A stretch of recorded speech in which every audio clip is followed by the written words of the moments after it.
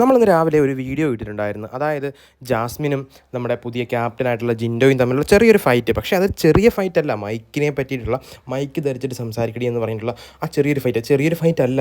Big boss ജാസ്മിനോട് mic ധരിക്കുമെന്ന് announce ചെയ്തതിന് ശേഷം ജാസ്മിനോട് കിടന്ന് കാറി കൂവി വിളിക്കുകയാണ്. അവരെന്നെ കളിയാക്കി, നിങ്ങൾക്ക് എന്നെ തിന്നിട്ട് മതിയായില്ലടാ എന്നൊക്കെ പറഞ്ഞ് കാറി കൂവി വിളിക്കുകയാണ്.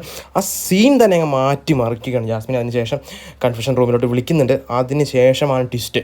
അവിടെ ഉള്ളവർ തന്നെ, നമ്മൾ വിളിക്കുന്നില്ല, അവിടെ ഉള്ളവർ തന്നെ, സായി ആണെങ്കിലും സിബിനാണെങ്കിലും പറയുന്നുണ്ട് അവൾക്കല്ല പ്രശ്നം, ഗബ്രിക്കാണ് ഒരു അസിസ്റ്റൻസ് വേണ്ടത്. ഗബ്രി രാവിലെ മുതൽ ഇങ്ങനെ കുത്തിയിരിക്കുക, താടിക്ക് കൈയും കൊടുത്ത് കുത്തിയിരിക്കുകയാണ്. ഗബ്രി തീർന്നു എന്നുള്ളൊരു അവസ്ഥയിൽ തന്നെ മെൻ്റലി ഫുള്ളായിട്ട് ഡൗൺ ആണ് ഗബ്രി. അത് നമുക്ക് കാണുന്നവർക്ക് മനസ്സിലാകുന്നുണ്ട്. പക്ഷേ ജാസ്മിനുടെ അഭിനയമാണ് അങ്ങനെ പറയാനുള്ള കാരണം.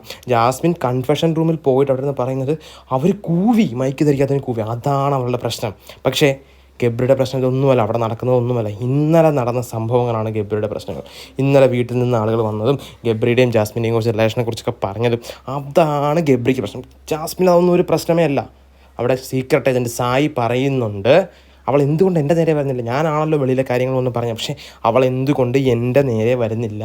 അവൾക്കറിയാം ഞാൻ പൊട്ടിക്കാൻ തുടങ്ങിയാൽ അങ്ങനെ അറ്റം മുതൽ പൊട്ടിക്കാൻ നമുക്കറിയാം. നിങ്ങളുടെ എല്ലാവരുടെ അടുക്കലോടെ വരുന്നുണ്ട്, പക്കയാണ്. നിങ്ങളൊന്ന് ചിന്തിച്ച് നോക്കൂ, കാണുന്നവരും ചിന്തിച്ച് നോക്കൂ. ജാസ്മിൻ വെറുതെ ഗബ്രിയെ പോലെ അല്ല. ജാസ്മിൻ ക്ലീൻ ആയിട്ടൊരു പ്ലെയറാണ്. ഗബ്രിയെ ചവിട്ടി താത്തിയിട്ടാണെങ്കിലും ജാസ്മിൻ മുമ്പോട്ട് പോയാൽ മതി. പിന്നെ ഒരു ഹെയ്റ്റ് വരരുത് എന്നുള്ളത് കൊണ്ട് മാത്രമാണ് ഗബ്രിയെ സപ്പോർട്ട് ചെയ്ത് നിൽക്കുന്നത്.